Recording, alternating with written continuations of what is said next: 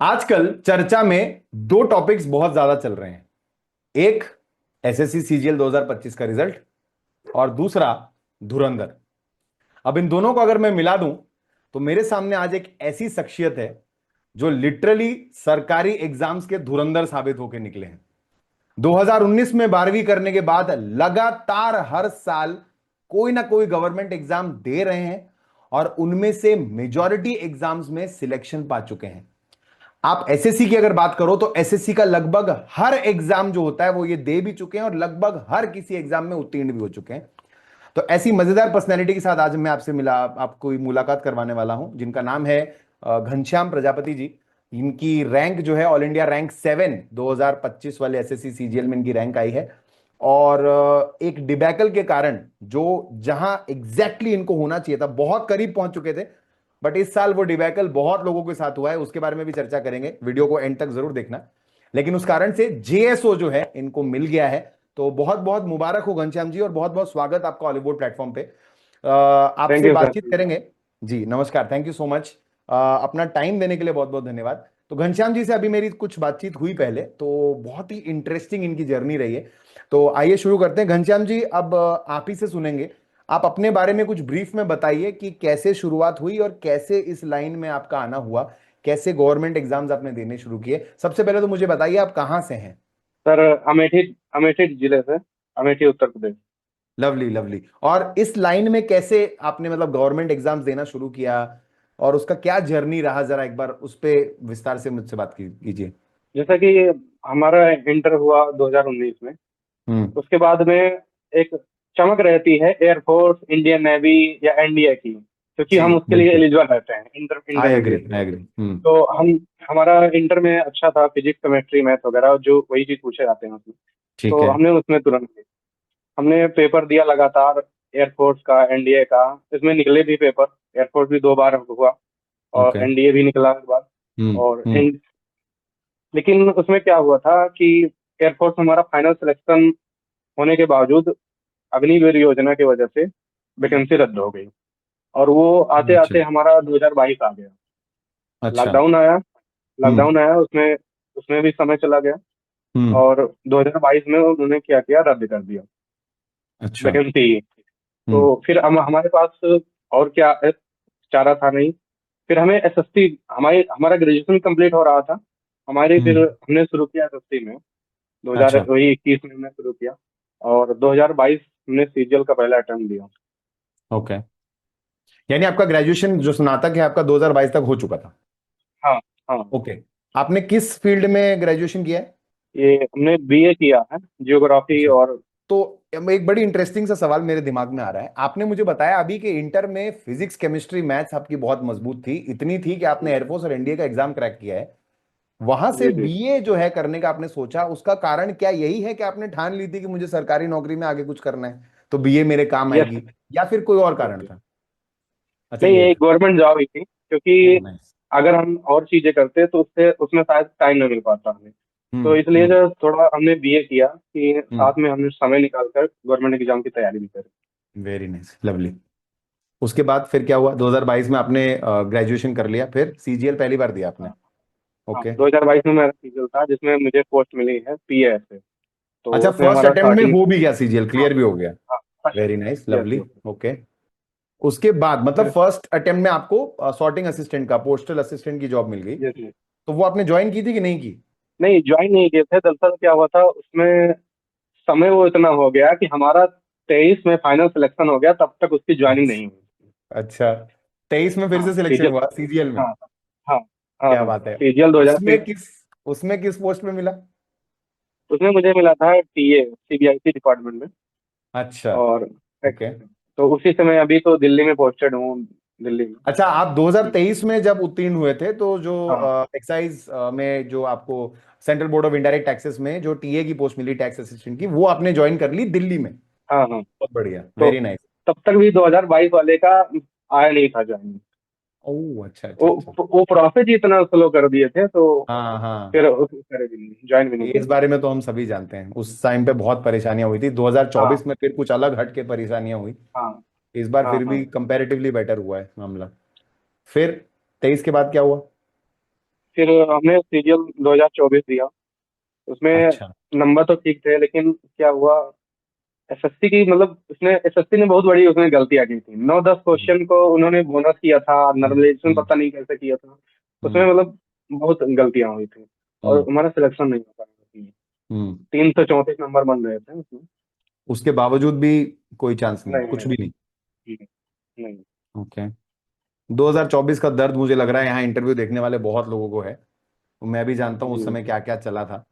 उसके बाद फिर 25 में मैं ये नहीं कहूंगा कि बहुत अच्छा चेंज हो गया, बट हालात में कुछ हद तक सुधार हुए हैं। अभी हाँ भी बहुत लोगों के साथ गड़बड़ हुई है, लेकिन हाँ हाँ बेटर देन आई थिंक 24 वाले हालात हैं। धीरे धीरे और शायद सुधार आएगा आगे जाके।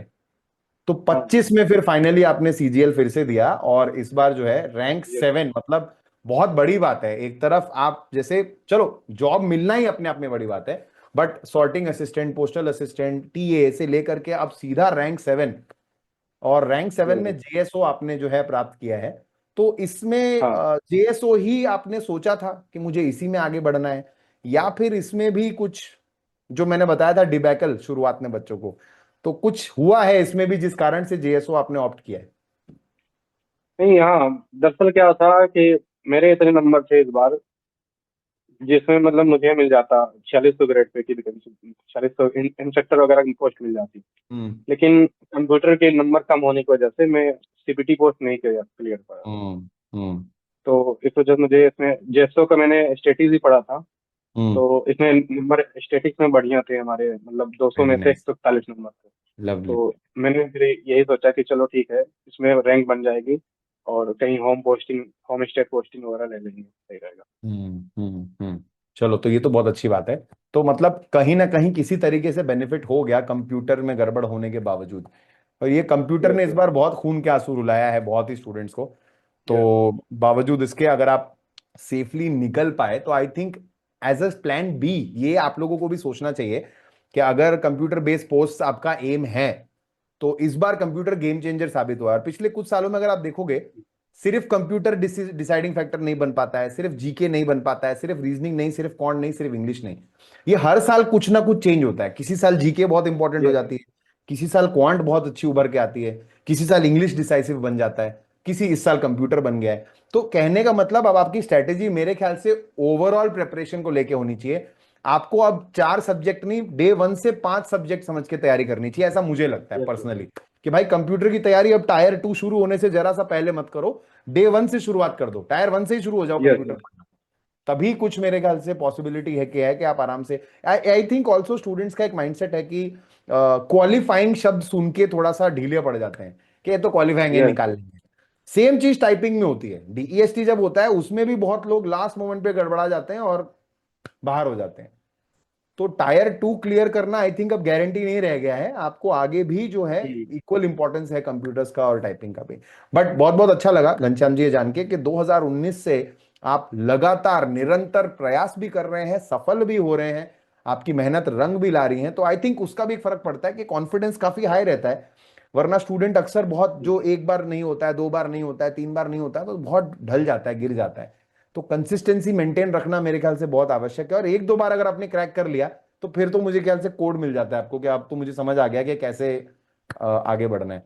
यहां से एक इंटरेस्टिंग चीज मेरे दिमाग में ये आ रही है कि घनश्याम जी आपने ये लाइन जो चुनी कि भाई मुझे बीए करना है, उससे पहले भी 12वीं के बाद ही आपने स्टार्ट कर दिया, फिर आपने सोचा कि बीए स्पेसिफिकली करके मैं इसी लाइन में आगे बढ़ूंगा। तो इस केस में ये इंस्पिरेशन आपने घर में से किसी से ली, आपके पिताजी या माताजी, या फिर कोई जान पहचान में कोई रिश्तेदार, कोई ऐसा गवर्नमेंट बैकग्राउंड में है आपके घर में, या फिर नहीं अपने आप से स्वतः? नहीं, गवर्नमेंट बैकग्राउंड तो कोई नहीं है। दरअसल अच्छा। क्या था कि घर की फाइनेंशियल कंडीशन ज्यादा सही नहीं थी। हम्म। तो हम कहीं बाहर भी नहीं जा, मतलब ऐसा हमने भी पहले सोचते थे कि हम भी बीएससी करेंगे या बीटेक वगैरह करेंगे। हम्म। लेकिन हम्म। फिर क्या हुआ, 12 12th आते आते कि ये होगा नहीं, हमें गवर्नमेंट जॉब करनी है। तो इस वजह से मतलब इसमें लग गए। अच्छा। तो एक तरह से फैमिली रिस्पॉन्सिबिलिटीज ने आपको इस तरफ डाला, और हाँ। बहुत यस सीरियस यस। होकर के आपने प्रिपरेशन करी है। वरना मैंने कम सुना है ऐसा कि 12वीं के बाद ही तुरंत स्टूडेंट्स को सक्सेस मिलना शुरू हो जाए किसी भी फॉर्मेट में, और फिर उसको वो कंसिस्टेंटली आगे ले जाए 6 साल तक। तो ये काफी बड़ी बात है। वैसे भी मतलब सुनने में आता है कि वो 2020 वाला कोविड बैच, तो कोविड जी बैच होने के बावजूद भी काफी स्ट्रेटेजिकली आपने अपने आप को आगे लाया है। तो ये वही है कि दृढ़ निश्चय ही है अगर कोई, तो फिर तो कोई रोक नहीं सकता उसे। तो बहुत अच्छी बात है। घनश्याम जी एक बात बताइए मुझे, जब रिजल्ट आया कि भाई अब रिजल्ट अनाउंस हो गया है ना, वैसे तो आपको आदत ही पड़ गई होगी रिजल्ट देखना है, सक्सेसफुल क्या हाँ होता है, लेकिन जब ये स्पेशल होगा क्योंकि मुझे लग रहा है इसमें आपके मार्क्स आए थे। चलो कंप्यूटर के बारे में आपको अंदाजा पहले ही लग गया था, बट कुछ उम्मीद होगी। तो आपको कैसा महसूस हुआ उस समय, और फिर पेरेंट्स क्या वही मौजूद थे, उन्हें कैसा महसूस हुआ, इसके बारे में कुछ बताइए। दरअसल मैं ऑफिस में था, क्योंकि ये रिजल्ट आया करीब 3 बजे करीब में, हाँ 3-4 बजे के हाँ बीच में। हाँ, तो आप ड्यूटी तो पे मैं हो गए। ऑफिस में ही था, दो हम्म। दो तीन कलीग भी थे साथ में। तो बस अच्छा। ऐसे नोटिफिकेशन आया कि हाँ रिजल्ट आ गया। हमने हम्म रिजल्ट चेक किया पहले तो, लिस्ट में चेक किया, उसमें नाम नहीं था। दो हम्म। तीन लिस्ट आती है, फिर हमने दूसरी अच्छा। लिस्ट में दिया तो उसमें नाम था, ठीक है। फिर रैंक हमने चेक अच्छा। किया तो रैंक 7 थी। तो ठीक था। ऑफिस में मतलब काफी लोग तुरंत फिर आए, कांग्रेचुलेशन बोलने लगे, मतलब बधाइयाँ देने लगे। हाँ। फिर हमने मतलब घर पे फिर फोन किया, पिताजी को हम्म कॉल किया। हम्म। लेकिन पिताजी को मतलब पढ़े लिखे नहीं है, तो उनको ज्यादा अच्छा, जैसे बताया था। बस हाँ, हमने ये बताया कि अभी जिस लेवल पर है उससे हमने, उससे बेटर। हाँ हाँ और हाँ ऊपर। हाँ। तो ये था। तो घर में भी खुशी माहौल है।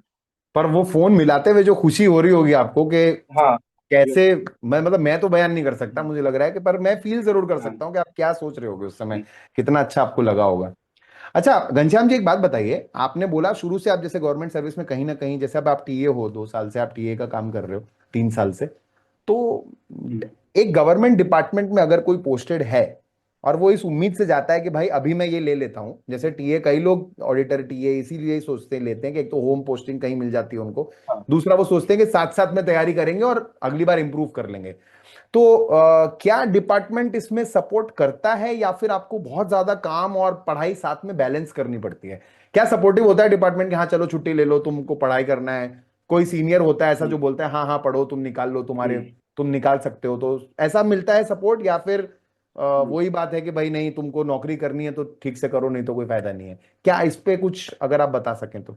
नहीं नहीं, फिलहाल जैसे हम जिस ऑफिस में हैं यहाँ पर, वो बहुत सपोर्टिव माहौल था। लोग कहते थे वेरी नाइस। ठीक है, मतलब पढ़ लो, पढ़ाई कर लो समय हम्म निकाल कर। जैसे ज्यादा ऑफिस में काम नहीं, जैसे 2-3 घंटे अगर कर लेते हैं हम्म तो हम्म मतलब काम हो जाता है। हम्म ऐसा नहीं है कि हम्म मतलब पूरे दिन लगे रहे। तो जो हम्म सीनियर्स होते थे वो भी समझाते थे कि हाँ ठीक है, पढ़ते रहो, लगे रहो, समय निकाल लो, लाइब्रेरी चले जाओ, वहां पढ़ लो। तो मतलब हम्म। ये था, सपोर्ट था। और छुट्टी का भी मेंस के दौरान लगभग महीने भर की, महीने 1.5 महीने की छुट्टी मिल गई थी। ओके, तो ये बहुत अच्छी बात है। हाँ। तो अगर मतलब यहाँ मैं कहना चाहूंगा कि अगर कई लोग भी सोचते भी हैं, प्लान भी करते हैं, बट किसी को अगर जैसे जो उसका ड्रीम पोजीशन है अगर वो नहीं भी मिला है किसी वजह से, तो अगर आप समथिंग लेस इज देयर तो something is better than nothing, उसको लेके शुरुआत कर दीजिए। इंप्रूवमेंट आगे तो आप कर ही लोगे, सपोर्ट मिल ही जाएगा। और आई थिंक गवर्नमेंट में रहते हुए तैयारी करना is better as compare to private में जाके तैयारी करना, क्योंकि वहां तो बहुत मुश्किल लगता है मुझे, तो वहां तो मुझे नहीं लगता, बिल्कुल। करते हैं लोग करने वाले वहां पे भी, बट हाँ डिफिकल्ट है। और ये तो मैं भी कहूंगा घनश्याम जी, ऐसा नहीं है कि आपकी जर्नी कोई कम रही होगी, सपोर्ट मिलने के बावजूद भी मेहनत तो आप ही को करनी है, काम भी करना ही पड़ता है, और ये साथ में पढ़ाई भी करनी पड़ती है, तो बैलेंस तो है, ऐसा नहीं है। बट हाँ, थोड़ा सा एक सपोर्ट मिल जाता है तो कॉन्फिडेंस आ जाता है कि चलो हो जाएगा जो भी है, हाँ। अच्छा होगा। अच्छा अब हम मेन बात पे आते हैं, जिसके लिए बच्चे वीडियो देख रहे हैं, नहीं तो वो गालियां निकालेंगे अभी मुझे, कह रहे तुम बात से करने बैठ गए हो। तो स्ट्रेटेजी मुझे बताइए कि आपने, अब आपको तो अच्छा खासा एक्सपीरियंस हो गया था, तो अब सीजीएल में आप काफी सालों से सीजीएल भी दे रहे हो और लगातार हर साल ऑलमोस्ट आपने क्रैक भी किया है, तो आपका फेवरेट सब्जेक्ट कौन सा है, पहले तो मुझे ये बताओ चारों में से, मैथ था। मुझे मैथ बताइए। हमारा। और इसका आप मुझे आप बताओ, चलो मैथ से ही शुरुआत करते हैं। तो मैथ में एक टाइम रहा होगा जब आप एकदम ग्राउंड जीरो पे थे, जब आपको लगता था कि भाई मतलब ठीक है मेरी मैथ अच्छी होगी, बट कॉम्पिटिटिव एग्जाम के लेवल पे आने के लिए थोड़ी मेहनत करनी पड़ेगी, तो किस स्ट्रेटेजी से आपने आगे काम किया? और फिर आप इस साल का मुझे बताना, पहले आप वो बताओ, फिर इस साल का बताना कि 25 में ऐसा कुछ अलग किया आपने या उसी स्ट्रेटेजी को कंटिन्यू किया। देखिए, मैंने क्या किया था, मैंने जैसे मैथ वगैरह के लिए कहीं उस तरह कोर्स नहीं लिया था। मैंने कोई कोर्स नहीं लिया। हम्म। लेकिन मैंने क्या था, अच्छा जैसे ओके। बुक्स वगैरह थी, बुक्स काफ़ी अवेलेबल हैं। तो उनसे उनसे मैंने अपना हम्म। धीरे धीरे कवर किया। जो क्वेश्चन नहीं आ रहे हैं वो सर्च करके, ठीक है। या कोई है उससे पूछ पूछ पूछ करके। हमने कवर किया, मतलब वही हम्म, लॉकडाउन हम्म, लॉकडाउन पीरियड से। तो हमारा बेस हमने मतलब बुक से ही अच्छा, काफी मतलब उससे स्ट्रांग हो गया। और उसके बाद तो रही फिर प्रैक्टिस। ठीक है।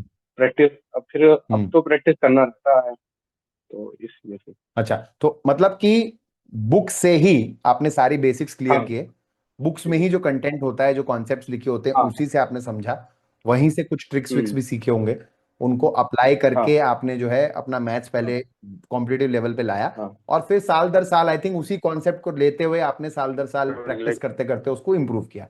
25 में कुछ अलग किया था या फिर उसी स्ट्रेटेजी को जारी रखा आपने? और यूट्यूब भी था। यूट्यूब से जैसे कुछ ट्रिक्स वगैरह सीखनी हो तो उससे तमाम वीडियो अवेलेबल रहते थे। ठीक कुछ है। भी शॉर्ट ट्रिक्स वगैरह, तो वो चीज भी मदद काफी हुई। हम्म। बुक्स कौन सी यूज करी थी आपने मैथ्स के लिए, आप बता सकते हो? राकेश, हेलो। अच्छा अच्छा, ओके, नाइस नाइस, लवली। हाँ, राकेश यादव सकते थे। तो अब वहां से आगे बढ़ते हैं अगले सब्जेक्ट की तरफ। आप अब मुझे जैसे अब जीके जीएस का बताइए। अब क्वांट के बाद मुझे लगता है आजकल जीके जीएस में ही बहुत सरप्राइजेस आते हैं लोगों को। तो पहले जब आपने एग्जाम दिए होंगे तब तक जीके जीएस का स्ट्रैटेजी काफी डिफरेंट रहा है, स्टैटिक हैवी होता था और डायरेक्ट क्वेश्चंस हम्म, काफी आ जाते थे। वहां से अब हाँ। 25 में थोड़ा शिफ्ट हुआ है ना, स्टेटमेंट बेस्ड क्वेश्चन ज्यादा आ गए हैं, है ना, थोड़ा हम्म। इस टाइप इकोनॉमिक्स हैवी सवाल भी ज्यादा आ रहे हैं। तो ये शिफ्ट का कोई असर आपकी तैयारी पे पड़ा, या अगेन जीके जीएस में भी सेम रहा कि जो स्ट्रेटेजी पहले थी आपने वही कंटिन्यू करी? जी हाँ, मतलब जैसे तो पहले तो बेस हमने बुक से ही पढ़ी थी। एक लूसेंट की किताब आती है, लूसेंट बुक आती है, वो तो सभी सभी करते हैं उससे। हम्म, तो मैंने उसको बिल्कुल। मतलब बहुत बार, हमें पता है मतलब न जाने कितनी बार हमने उसको कवर की है। बेस बेस वही रहा है। अच्छा, तो उसके बाद में फिर ठीक है। यूट्यूब पर मतलब रहते हैं तमाम, जैसे जो प्रीवियस एसएससी के प्रीवियस ईयर क्वेश्चन, खासकर तो अभी तक तो एसएससी में क्या था कि प्रीवियस ईयर क्वेश्चन जो जीएस के पढ़ते रहो तो उसी में से आता था। इस बार फिलहाल चेंज हुआ है, कथन बेस आ रहे हैं, हाँ तो जी, मतलब राइट। चेंज हुआ है। हाँ, हम्म। फिर भी लेकिन प्रीवियस ईयर काफी हद तक काम कर जाता है। अभी भी काम कर रहा है, मतलब रेलेवेंट है। आप प्रीवियस हाँ ईयर क्वेश्चंस अगर साथ हाँ में हाँ पढ़ोगे तो ऐसा नहीं है कि हाँ सब कुछ प्रीवियस से ही आ जाएगा, बट प्रीवियस फिर भी इंपॉर्टेंट हाँ। माना जाएगा इस समय। ओके। और इसके बाद आप इंग्लिश के बारे में बताइए, क्योंकि सीजीएल के अंदर weightage wise tier one tier two मिला के इंग्लिश सबसे ज्यादा है। तो इंग्लिश को कैसे आपने टैकल किया शुरुआत में, और फिर अब 25 में कुछ बदला या नहीं, क्योंकि इंग्लिश में भी स्ट्रैटेजी चेंज हुई है। इंग्लिश में रिसेंटली, हम्म, पहले तो यही होता था, ग्रामर बेस्ड काफी सवाल आ जाते थे सिंपल ग्रामर के रूल्स पे। हम्म, अब जो है क्लोज टेस्ट, पैसेज बेस्ड, है ना, अच्छी डीप वोकेबलरी बेस्ड क्वेश्चंस थोड़े ज्यादा आ रहे हैं। तो हम्म, कॉन्सेप्चुअल डेप्थ हम्म। की जरूरत पड़ रही है। तो ये शिफ्ट पे से आप पे क्या असर आया? देखिए, फिलहाल तो बेसिक ग्रामर ग्रामर से ही शुरू हुई थी इंग्लिश में, इन ग्रामर। हम्म। लेकिन उसके बाद में हम जैसे हिंदी मीडियम बैकग्राउंड से हैं, तो वोकेबलरी की हमें बहुत ज्यादा ओके। दिक्कत हुई। तो वोकेबलरी में हमने क्या किया कि हम्म, एसएससी के मतलब जो भी प्रीवियस ईयर है, हमने मोस्टली उसको कवर कर लिया। हम्म, उसने मतलब एसएससी एग्जाम से हमें ठीक है। बहुत हेल्प हुई, मतलब बहुत हेल्प हुई। और कम्प्रिहेंसिव के लिए हमने ओके। जैसे बहुत ज्यादा प्रैक्टिस प्रैक्टिस पे प्रैक्टिस, मतलब जैसे पैसेज वगैरह वो लगाते रहे उस पर, हम्म, ग्रामर रूल हम्म, प्लस प्रैक्टिस। तो हम्म, उससे मतलब फिर सुधार होता हम्म। गया। और ये प्रैक्टिस ही लगातार होती रही, तो ठीक है।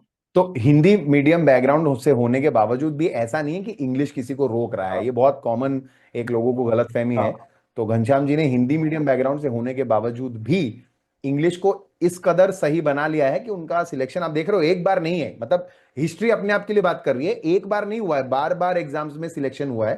तो आई थिंक वो एक कोड है, अगर आपने क्रैक कर लिया तो I think then it becomes easier. अब बात करते हैं मेरे सब्जेक्ट की, जिसकी कोई बात नहीं करता। तो लॉजिकल रीजनिंग तो अब आपने समझ ही लिया होगा। देखो आजकल भी काफी इजी हो गया, हाँ आजकल थोड़ा सा एनालिटिकल और क्रिटिकल की तरफ ज्यादा शिफ्ट कर रहा है। हम्म, तो रीजनिंग में भी कुछ बदलाव देखने को मिले, बट मोटा मोटी फिर भी काफी हम्म, इजी सेक्शन हाँ लगता है। तो हाँ। इसके कुछ मिथ्या है, कुछ मिथ है लोगों के मन में कि यार ये रीजनिंग बहुत आसान है, छोड़ो, 25 में से 22 भी बन जाएगा तो बहुत है, या फिर रीजनिंग अब आजकल मुझे जैसा लगता है कि अब ये रीजनिंग तो अब 100% वाला सब्जेक्ट बन गया है, कि इसमें तो अगर आपको बेस बनाना है ना, कोई कोई और सब्जेक्ट की अनप्रिडिक्टेबिलिटी को कवर करना है, तो वो रीजनिंग से कर सकते हो आप, कि इसमें तो 100% लाना है। तो आप रीजनिंग के बारे में कुछ बताओ, कैसे आपने वहां से देखिए, ग्राउंड जीरो से शुरू करी और आगे कैसे बढ़े? रीजनिंग में क्या था, मतलब रीजनिंग मतलब एज आसान तो माना जाता है, लेकिन हम गलतियां नहीं कर सकते। अगर एक दो क्वेश्चन भी अगर हमारा उसमें गलत हो एग्जैक्टली। गया तो हम बहुत करेक्ट पीछे, बहुत करेक्ट लोगों करेक्ट। से। इस बार हमारे तो फिलहाल हम्म। रीजनिंग में फुल मार्क्स थे। तो अरे वाह, वेरी गुड। अब रीजनिंग रीजनिंग का भी यही है। रीजनिंग में मतलब बहुत ज्यादा वास्ट नहीं है, मतलब बहुत ज्यादा विशाल नहीं है, उसके लिए भी वही मेन चीज है, प्रैक्टिस। रीजनिंग बेसिक जो चीजें हैं वो बहुत कम ही है, लेकिन उससे ज्यादा मतलब चीज हम्म। बनती है कि हमारी प्रैक्टिस प्रैक्टिस कितनी है, वो चीज इंपॉर्टेंट हम्म, करता है। सही है। तो तो जितना रीजनिंग का प्रैक्टिस तो करते रहोगे बेसिक। उतना हाँ। बेटर हम्म, होता रहेगा। तो एक बार बेसिक्स कवर कर लिए और फिर उसी पे हाँ हाँ बिल्ड करते रहो, प्रैक्टिस कर करके। हाँ। नाइस। बहुत बच्चे डरते भी हैं मिसिंग नंबर से, नंबर सीरीज से, कोडिंग डिकोडिंग से। उनको भी मैं यही कहता हूँ कि यार रिपीटेड प्रैक्टिस करते रहोगे ना, ब्रेन अपने आप खुलने लग जाता ये है। चीजें आपको उस हद तक प्रैक्टिस करनी है कि आपको देख करके आंसर मिलने लग जाए, रादर देन कि आपको पेन उठा के सॉल्व करना पड़े। तो रीजनिंग का तो मुझे लग हाँ। रहा है यही एक तरीका होना चाहिए सॉल्व करने का, जितना हो सके ऑब्जर्वेशन बेस्ड बनाओ और जितना हो सके कैलकुलेशन पे कम निर्भर रहो, है ना। चलिए घनश्याम जी मुझे ये बताइए कि अब इसके बाद आपकी एक एक पॉइंट आया होगा जब आपने, अब जैसे अभी तो ऑलरेडी आप उसी पॉइंट पे हो कि आपने मेजर सिलेबस पूरा कवर कर लिया, सब आपका मेजरली कवर हो चुका है, खत्म हो चुका है। आप प्रैक्टिस और रिवीजन मोड में ही रहे हो हर साल, क्योंकि एक बार शुरू में यस टाइम यस लगता है, बाद में तो आपका मोमेंटम बन यस गया है। तो अब उसको लेकर के आपने फिर मेन फोकस शायद मॉक्स पे दिया होगा, है ना। यस। तो मॉक्स कैसे आपने शुरू किया? जैसे आप हर साल मॉक शुरू करते हो देना, तो स्टार्टिंग से ही क्या अपना स्कोर देखना शुरू कर देते हो, या फिर बिल्ड करते करते लास्ट में जब एग्जाम के पास पहुंचते हो तब स्कोर देखते हो? और मॉक्स का एनालिसिस का क्या आपका तरीका रहता है, उसके बारे में थोड़ा उस पर रोशनी डालिए। गलत क्वेश्चन हुए हैं वो तो हमें देखना ही होता है प्रैक्टिस में करेक्ट। कि हाँ ये हम्म। क्यों गलत है। लेकिन मेन हम्म। ये भी रहता है कि जैसे जो सही क्वेश्चन है उसमें समय तो ज्यादा नहीं लगा है।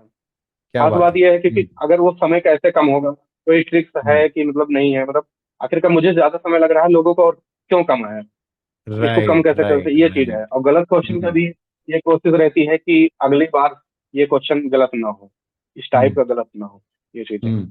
मतलब एनालिसिस में सिर्फ इनकरेक्ट क्वेश्चंस पे फोकस मत कीजिए, ये भी देखिए कि आपने जो करेक्ट किया है हाँ कहीं वो तुक्के से करेक्ट तो नहीं हुआ है। दूसरी हाँ बात, अगर वो करेक्ट हुआ है तो कहीं आपने टाइम तो हाँ। बहुत ज्यादा नहीं ले लिया है। अगर आप लोग जानते हो तो ऑलिव बोर्ड जो है अपने लाइव मॉक्स के अंदर खास तौर पे टॉपर टाइम और आपका टाइम, ये दोनों चीजें डिस्प्ले करता है, ताकि आपको ये अंदाजा लगे कि यस आपने यस। इस क्वेश्चन को कितने टाइम में सॉल्व किया है। तो उस पर भी काम किया जा सकता है कि इसको भी मुझे हम्म इंप्रूव करना है और बेटर बनाना है। हम्म, तो ये तो काफी बढ़िया बात हाँ आपने बताई है घनश्याम जी।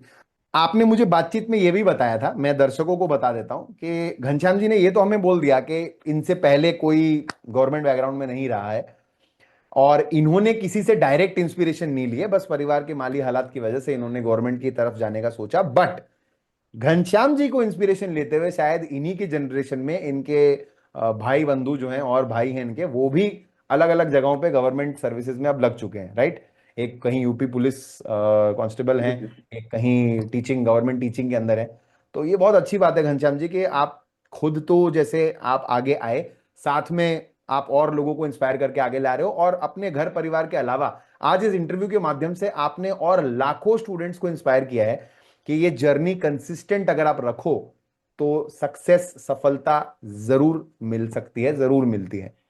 घनश्याम जी जाते जाते आप स्टूडेंट्स को क्या कहना चाहोगे, वो एक बात जो किसी के मन में घर कर जाए और अगले साल उसका एग्जाम जरूर निकल जाए। होप रखें, मतलब डिमोटिवेट ना हो। अक्सर तो लोग क्या होते हैं, डिमोटिवेट हो जाते हैं दूसरों का नंबर देखकर या उनका रिजल्ट देखकर कि हाँ उनका सिलेक्शन हुआ नहीं। बस हम्म। ये रहे, खुद मेहनत पर विश्वास करें, खुद मेहनत करें और सिलेक्शन हो जाएगा। विश्वास रखें मतलब खुद पे, इट इज पॉसिबल और जरूर हो सकता है। हाँ। चलिए घनश्याम जी ये तो बहुत अच्छी बात आपने बोली। बहुत बहुत धन्यवाद हमारे साथ जुड़ने के लिए। बहुत बहुत धन्यवाद आपका समय देने के लिए और स्टूडेंट्स को ये इंसाइट्स देने के लिए, अपनी इंटरेस्टिंग जर्नी को हमारे साथ साझा करने के लिए। एक बार पुनः आपको बहुत बहुत शुभकामनाएं, आपकी पूरी फैमिली को बहुत बहुत शुभकामनाएं। और आशा करता हूं कि आगे जो है इसी प्रकार आप बढ़ते रहें, ग्रो करते रहें अपने फ्यूचर में। Thank you so much for joining on the Hollywood platform. Thank you. दोस्तों ऐसे ही हम लोग बहुत जल्दी जो है और भी लोगों से जुड़ेंगे और आपको डिटेल में जानकारी देंगे कि किस प्रकार उनकी जर्नी रही, किस प्रकार उन्होंने प्रिपरेशन किया और वो क्या ऐसी हटके बातें जो वो सोचते हैं जिससे आज वो टॉप में है, क्रीम पे है। बहुत बहुत धन्यवाद हॉलीवुड प्लेटफॉर्म के साथ बने रहने के लिए। अगर ऐसी मजेदार थैंक यू वीडियोस और देखनी थैंक है यू। तो सबसे पहले जो है आपको सब्सक्राइब बटन हिट करना है, साथ में वीडियो को लाइक जरूर कर दीजिए, शेयर जरूर कर दीजिए और प्लेटफॉर्म पे बने रहिए। जाने से पहले घनश्याम जी कुछ और कहना चाहते हैं तो उनको पुनः मौका देते हैं। जी घनश्याम जी बोलिए। नहीं सर, ये टेस्ट वॉलीबोर्ड पर जो लाइव मौका आते थे वो काफी मतलब रहता था। उसमें एक कंपटीशन रहता था, जैसे हमारे चार पांच दोस्त हैं तो हम लोग में एक ग्रुप होता था और उसमें क्या होता था कि हर वीकेंड पर हमें लाइव मॉक लगाना था, हम्म। लाइव मॉक लगाना है उसमें। और ये होता था कि कौन किससे आगे जा रहा है, ये मतलब बहुत इस जर्नी में मतलब बहुत अच्छा लगता था उसमें टेस्ट देने को। हम्म। तो ये चीज सही रहा। तो ये काफी अच्छा है, मतलब ये पीयर ग्रुप का एक फायदा होता है कि हाँ अगर आप एक ग्रुप के साथ तैयारी कर रहे हो ना, तो हाँ। एक दूसरे को आप मोटिवेट भी करते हो। हम्म। थोड़ा सा कॉम्पिटिटिव स्पिरिट जरूरी है ना। तो उससे ये भी बनता है कि नहीं यार, इसके अच्छा है, अगली बार मेरे सबसे ज्यादा नंबर आएंगे। तो ये भी बहुत ही बढ़िया बात, बहुत ही काफी अच्छा इनपुट आपने दिया है। तो अकेले अकेले करने से अच्छा है कोई पीयर ग्रुप आपके साथ हो, उसके साथ तैयारी करो, इन मॉक्स को कंपटीशन की तरह प्रयोग में लाओ, ताकि ओवरऑल एक इम्पेटस, एक ग्रोथ, एक पुश आपको मिलेगा ऊपर की तरफ। राइट। यस चलिए, yes. Thank you so much, thank you so much Ghanshyam ji, thank you so much audience, will see you around in the next session. तब तक के लिए आप थैंक यू सब सर। अपना ख्याल रखें। Thank bye you. बाय, नमस्कार।